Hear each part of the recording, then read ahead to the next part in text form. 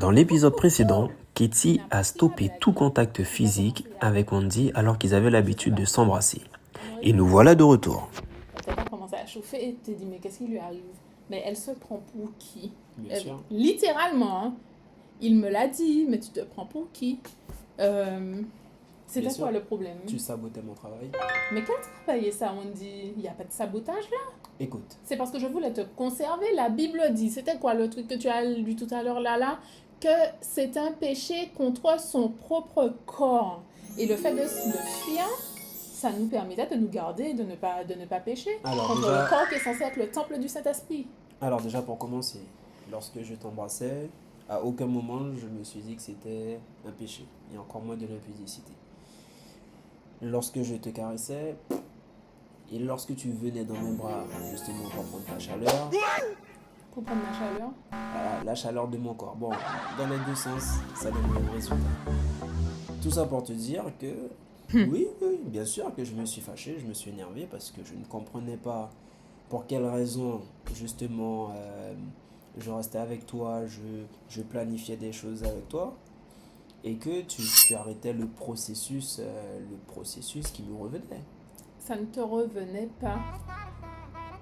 Comment ça ne me revenait pas? Il n'y avait pas de processus qui te revenait, on dit. Bien sûr. Ce que j'ai fait là, c'est que je nous ai préservés pour le mariage. Et d'ailleurs, Tu nous as préservés? tu sais, je vais te dire, le fait qu'on se soit embrassé avant, ça a fait perdre tout son charme au premier baiser du mariage. Mais qu'est-ce que tu racontes? Le truc là que les filles voient dans les films qu'on Mais voit, c'est que dans les où films elles qu'on font voit ça. monter le pied, elles font monter un pied en l'air là, et puis elles sont dans le bisou et puis elles sont... Et J'ai c'est pas tellement senti vrai, et ça. c'est tellement vrai que c'est J'ai du pas film. senti ça. C'est tellement vrai que c'est du film, c'est que il faut couper, reprendre, couper, reprendre. Donc en fait, les filles dans les films, elles ont déjà embrassé le gars plusieurs fois. Donc en fait, ce que tu veux dire là, on n'est pas dans un film, hein, c'est la réalité. Mon sang là, il est chaud. N'empêche que je voulais ressentir ça et j'ai pas senti ça à cause de ça, parce que c'était pas le premier bisou. C'est pas grave, on a fait un autre bisou le jour du mariage, à la mairie, devant tout le monde. Donc ça c'est réglé. On s'est embrassé à la mairie. Maintenant, on s'est embrassé pour la cérémonie religieuse. C'est vrai en plus, il n'y a pas eu de bisou à la mairie, c'était à la cérémonie Vous religieuse. voyez, le gars a même oublié. Tellement dans sa tête, il a des bisous Vous qu'il savez, se rappelle ça même fait pas. tellement longtemps, les bisous, tout le reste, bon voilà, maintenant, voilà, ça c'était il y a une époque où elle faisait son style avec ça, et puis entre-temps, ben, c'est devenu normal et naturel. C'était pas du style.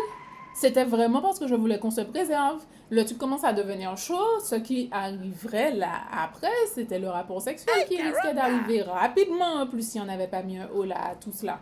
Puis, il veut montrer qu'il est fort d'après lui là, mais concrètement, c'est ce qui allait arriver. Et c'est ce qui arrive à la plupart des gens. Dis-moi dans les commentaires si toi tu es arrivé à ce stade-là où ben, tu sens que le truc commence à devenir chaud. Béatrice est dans tes bras, tu commences à... tu te dis, ah oui, c'est moi qui gère et tout et tout. Et puis, oups, Apollos s'est levé et tu ne sais pas quoi faire, tu ne sais pas comment courir. Est-ce que tu es arrivé dans cette situation-là? Je parle pas de... Oui, je me sens le gars. Oh oui, oh oui, oh. On n'est pas là chez Tarzan. Tu es censé te préserver pour une personne. C'est pas pour aller avec 1, 2, 3, 4, 5 et montrer que tu as fait le record du monde de la tenue. C'est le Seigneur te demande de te préserver. D'accord? Donc, ça aussi, pour moi, c'était important. Donc, dis-moi si toi aussi, tu as eu ce dérapage-là qu'on a eu, Wendy et moi. Parce qu'on va pas venir devant toi là et puis prétendre que... oui, on était chaste. Attends, non, reste loin. On n'était pas du tout comme ça en fait. Et j'étais très tactile à l'époque. Tu peux le confirmer? Je confirme. J'étais très tactile. J'avais besoin d'être en contact et tout avec lui. Et c'est pour ça que je t'ai présenté mes pectoraux. Mais tu peux continuer, vas-y. Et du coup, j'avais besoin de ça et ça m'a pas aidé en fait d'être dans cette dynamique-là. Après, cette histoire de demander d'arrêter les bisous et tout, ça ne lui a pas plu, chose que je comprenais, mais je n'aimais pas la sensation que j'avais de me sentir comme sale en fait. Et le fait d'avoir... en fait, il a fallu mettre en place des stratégies. Ah, au début, ça lui a pas plu, donc il était fâché. Je sais même pas s'il me parlait... tu as compris, en fait, le gars avait cette manie d'arrêter de causer. Chose que je n'appréciais guère, mais voilà, c'était sa stratégie. Il rentrait soi-disant dans la grotte. Je ne comprends pas, les garçons, si vous pouvez m'expliquer l'histoire de la grotte. C'est quand on a besoin de réfléchir justement aux différentes situations conflictuelles que les femmes génèrent. Donc, on a besoin de réfléchir pour trouver des solutions. Une fois qu'on a trouvé des solutions, là, on se remet à discuter. Que les femmes génèrent? Mais bien sûr.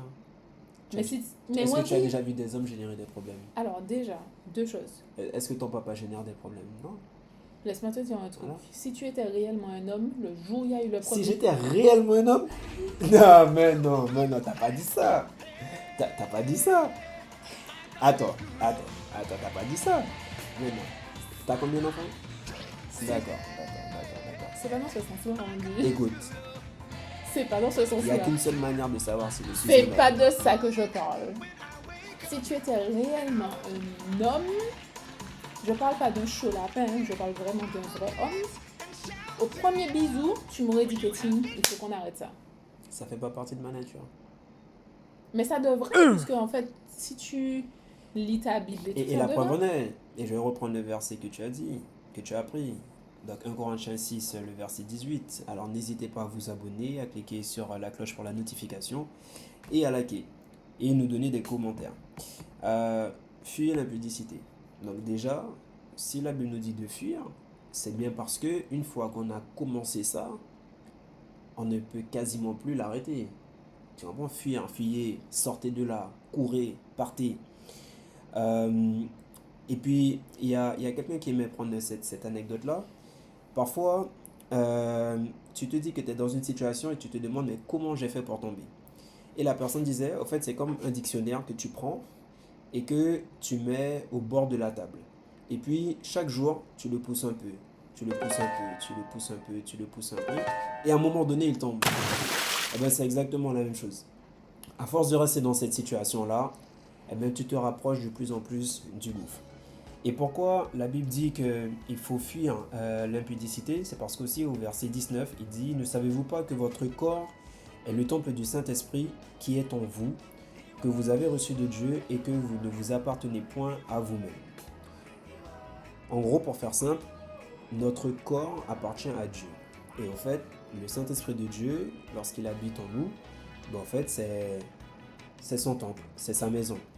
Et si vous vous rappelez, dans l'Ancien Testament, en fait, le peuple d'Israël, chaque fois qu'il a commencé à souiller le temple qui avait été construit par le roi Salomon, chaque fois qu'il y avait de l'idolâtrie, eh ben, qu'est-ce que Dieu faisait? Il emmenait un autre peuple et puis il détruisait le temple. D'accord? Et lorsqu'on regarde, en fait, fornication, le fait de coucher avant le mariage, fornication, ça veut dire idolâtrie. Et en fait, lorsqu'on couche avec une autre personne avant le mariage, ça signifie juste, en fait, qu'on aime cette personne-là plus que Dieu, puisqu'on ne respecte pas les lois morales de Dieu. Et très clairement, n'oubliez pas, le peuple d'Israël, chaque fois qu'il a été idolâtre, il s'est passé des choses. Dieu les a soumis à d'autres peuples, les a rendus en esclavage, Dieu a détruit le temple, Dieu a envoyé de la famine, Dieu a envoyé des maladies. Et c'est biblique ce que je dis, hein. C'est pas toujours le diable qui envoie les choses. Parfois, c'est lorsqu'on se détourne des voies de Dieu, eh bien, il y a des choses qui nous arrivent. Et donc, lorsqu'on demeure dans l'impudicité, lorsqu'on ne s'arrête pas, eh bien, il y a des portes qui sont ouvertes pour justement la destruction de notre corps par la maladie et autres. En fait, ce qui me vient là à l'esprit, tu fais tout un machin là, mais au final, tu es bien d'accord avec le fait que quand tu veux me montrer que tu es le coq, machin, ça veut tout simplement dire que tu n'as pas de la force en fait de t'arrêter face au truc. Ça rend pas fort, hein, parce que notre société aujourd'hui montre que c'est parce que je l'ai embrassé, j'ai Chérie, embrassé un tel, que ça veut dire que je suis le fort. coq. Je suis le coq. C'est pas comme si je suis le coq. Mais tu peux continuer. Donc, je disais que normalement, en fait, la société actuelle, en tout cas antillo-guyanaise et peut-être ailleurs aussi, hein, parce que je parle de ce que je connais, on a tendance à entendre que ben, c'est normal. C'est normal d'avoir embrassé plusieurs filles, c'est normal d'avoir été aussi loin. Je tiens à te dire que le, le, le kiss comme ça, là, je sais pas si je peux dire ça comme ça, pour moi, c'était OK, mais dès lors qu'il y a eu le kiss qui commence à avoir la langue dans la bouche et tout, euh, on était rentré dans des préliminaires, hein, et c'est tout à fait normal que Marco se lève, puisque, en fait, ça envoie des signaux au corps qui créent l'excitation. Et je parle de Marco, mais la fille, elle aussi, elle a de l'excitation, en fait, puisque moi aussi, c'est ce qui m'arrivait. Sauf qu'après, c'est incontrôlable. Ça, ce sont des choses qui sont censées être dans le cadre du mariage. Et là, il y a no pressure une fois qu'il y a le mariage. On rentre dedans, le mariage, et on s'aime. Et puis, il n'y a pas d'histoire de est-ce que je peux t'embrasser comme ça ou pas comme ça. En fait, on apprend à se connaître et on décide ensemble. Mais l'autre chose, l'autre versant de l'histoire, c'est le fait de toujours vouloir montrer que ça nous rend fort. Non, au contraire, ça veut dire tout simplement que tu n'arrives pas à te maîtriser et que Dieu te dit ne fais pas ça, mais que c'est trop fort pour toi. C'est pas grave en soi, hein, puisqu'on est là aussi pour partager avec toi des choses qui sont fun. Donc, abonne-toi à cette chaîne, like cette vidéo, clique sur la cloche des notifications et dis-nous en commentaire si toi aussi tu avais cette vision-là des choses, en fait, que ça faisait de toi un homme fort, un homme viril, de pouvoir avoir comme des trophées, de te dire j'ai embrassé un tel, j'ai couché avec un tel et tout, alors qu'en réalité, l'autre côté qu'il faut voir par rapport à ce que la parole de Dieu nous dit, c'est que ça fait de toi quelqu'un qui est idolâtre, en fait. C'est comme si, tu vois, dans les films, quand on te montre que la personne, elle a limite les ronds là, comme si elle est omnibulée. C'est comme si tu es comme ça. Voilà, parce qu'on te dit autre chose et toi tu tombes dans le trou. Exactement. C'est pas pour te juger, hein? Pas du tout. On s'est retrouvés comme ça aussi, à se lever, alors que c'était des préliminaires en fait. On était dans des préliminaires. Toutes les personnes là qui sont presque prêtes à se déshabiller près de la route parce qu'elles sont dans un languet là qui ne s'arrête pas du tout, elles n'ont pas à le faire près de la route. Si elles sont mariées, elles prennent leur chambre et elles vont le faire. Et on est bien d'accord que c'est dans le cadre du mariage que les rapports sexuels ont été régis par Dieu lui-même. Mais écoute chérie, on a bien parlé de tout ça, mais quelles sont les solutions? C'est les solutions qu'on peut justement partager avec les followers, avec les internautes, pour les aider peut-être. Parce que si certains d'entre eux sont dans la situation, comme nous on l'a été, eh ben, ça aurait été bien qu'on puisse partager deux, trois tips avec eux. Alors, à savoir que les tips qu'on va partager, ce sont des choses qui ont fonctionné pour nous. Toi, vous aurez probablement à réfléchir et puis vous demandez aussi au Seigneur de vous éclairer sur ça. Dieu, il entend, on lui parle. Comme on parle, Wendy et moi, entre nous là, il n'y a pas besoin de faire l'ENA pour parler à Dieu, ok? C'est ton créateur, il sait, il comprend, tu lui demandes et quand il voit que ton cœur est sincère, ben voilà. Déjà, première étape, première chose à faire, on n'est pas exempt de péché, puisque le fait d'être dans ça, dans l'impudicité, dans la fornication, c'est un péché. Donc, première chose à faire, c'est déjà de demander pardon à Dieu. Demander sincèrement pardon. Seigneur, ok, maintenant que j'ai la connaissance, je te demande pardon et j'aimerais réellement que tu m'enseignes et que tu me montres comment faire, en fait, quelles sont les choses à mettre en place pour arrêter ça. Ça, c'est une première chose. Donc, tu renonces à ça, ok. Et l'autre chose, en fait, c'est de mettre en place des stratégies. Donc, première chose que moi, qui m'a beaucoup aidé, mais après, Wendy est aussi différent de moi. Femme comme homme, on sera aussi un peu différent. Moi, ce qui a marché, c'est la distance. Oh là là, j'ai kiffé. J'ai kiffé la distance, hein. Donc, en fait, quand j'ai pu... Ce n'était pas mon cas. Mais continue. J'ai dit. Mais c'est une solution, on est d'accord. Moi, j'ai kiffé la distance parce qu'en fait, ça m'a permis de me garder pure, ok? Donc, le fait d'être éloigné de la personne, j'ai beaucoup apprécié, ça m'a aidé en ce sens-là. Toi, qu'est-ce qui t'a aidé? Mais écoute, les solutions en tout cas que nous avions trouvées, c'était aussi de se voir avec d'autres personnes. Mm. Et le fait de se voir avec d'autres personnes, c'était ben, beaucoup plus simple, puisqu'on n'avait pas à se toucher devant les gens et tout. Donc voilà. Alors, s'il y a quelque chose aussi que je peux vous apporter, c'est que ne demeurez pas dans le péché. Et puis, vous dites, ouais, mais je vais prier. Non, non, ça fonctionne pas au fait. Ça fonctionne pas puisque au fait, la Bible dit de fuir. Donc, à partir du moment où c'est écrit, il faut juste appliquer. Je dis juste parce que c'est bien sûr que c'est difficile, mais c'est justement ça, une fois qu'on a commencé à mettre en pratique, c'est là qu'il faut implorer Dieu pour qu'il puisse nous donner la force en fait, de respecter les choses. Et peut-être, certains d'entre vous, vous allez dire, ouais, mais au moins le fait d'avoir fait l'amour, ou le fait d'être ensemble, de rester comme ça nous permet de savoir si c'est la bonne personne ou pas. Alors, c'est pas ce que dit la Bible non plus. La Bible ne dit pas qu'il faut goûter par-ci par-là pour savoir quelle est la bonne. Justement, dans Matthieu 6, le verset 33 dit, cherchez premièrement le royaume des cieux et sa justice, et toutes ces choses vous seront données par-dessus. Cela signifie que c'est en cherchant Dieu, en priant, en jeûnant, que là, Dieu va t'emmener justement à trouver celle ou celui qui partagera le reste de ta vie. C'est pas ce que je cherchais dans la Bible, mais écoute, je pense que ça va te parler à toi. Donc abonne-toi premièrement à cette chaîne, like cette vidéo parce qu'en fait, on a toujours des choses sweet, sweet, sweet pour toi.